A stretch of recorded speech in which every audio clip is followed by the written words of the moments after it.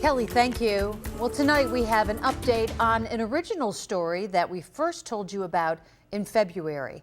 A man who was sent back to prison over a paperwork error is home.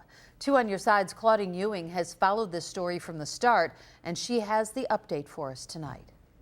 In February, from prison, the voice of LaTorrance Travis. Why am I sitting in jail? And I didn't commit a crime. He had been working, doing the right thing, approved to go to a work holiday party, but the Lighthouse residential halfway house in Buffalo had him put back in prison.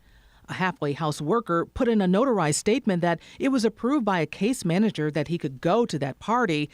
But the private residence where he would meet up with coworkers, she wrote, she didn't put that information in the schedule and acknowledged it was written on the itinerary, and she took responsibility, saying she was negligent. The clerical error landed Travis in prison for months. He, along with his lawyer, fought to get out. And now he was released at the end of May. And the appeal of the decision to send him back to prison was due the day after he was released. But that's now null and void.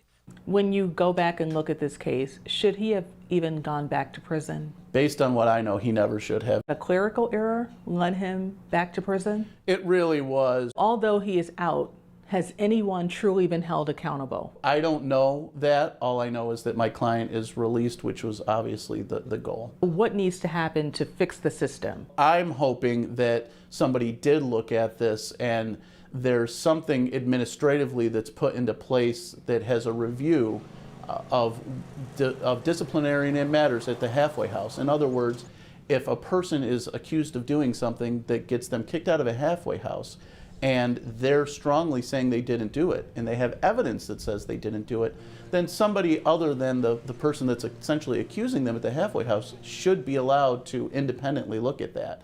LaTorrance Travis is now a free man. He no longer has to report back to this halfway house on Glenwood Avenue. What is unclear is whether or not anyone at this halfway house is being reprimanded for that clerical error that led him back to prison. In Buffalo, Claudine Ewing, Channel 2 News.